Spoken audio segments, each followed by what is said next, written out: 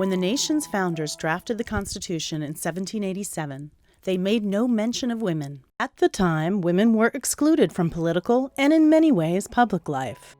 Enslaved women were excluded entirely. White women were considered under the authority of their husbands or fathers. They could not own property, make contracts, go to court, control money they earned, or vote.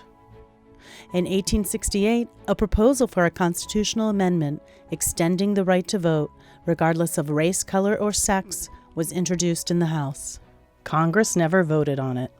Efforts to extend suffrage to women continued in every session until 1919, when Congress passed a proposed amendment and sent it to the states for ratification.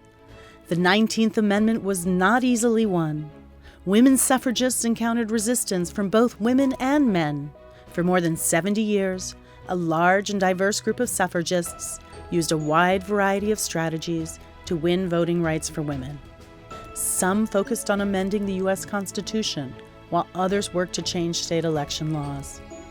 Women participated in boycotts, petitioned, and fundraised. They wrote articles, gave speeches, organized marches, and were sometimes imprisoned for their protests. In 1870, the 15th Amendment was passed. It extended voting without regard to race, color, or previous condition of servitude, but excluded gender.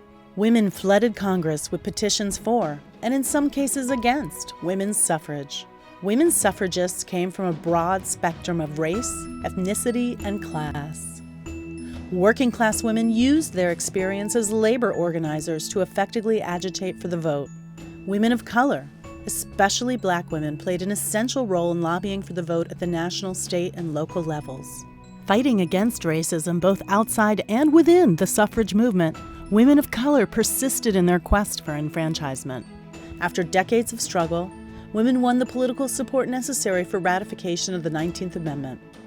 After Congress passed the amendment, 3/4 of the states, 36 states at that time, had to ratify the 19th Amendment before it could be added to the Constitution. By the end of March 1920, only one more state was needed. On August 18, 1920, after calling a special session of the state legislature, Tennessee became the 36th state to ratify, and the 19th Amendment became part of the Constitution. The Constitution leaves voting eligibility requirements up to the states. Who can vote and what they can vote on has varied from state to state over time. Before the 19th Amendment's ratification, 15 states had already granted women at least some voting rights. But because the states decide voter qualification, millions of women remained unable to vote for reasons other than sex even after 1920.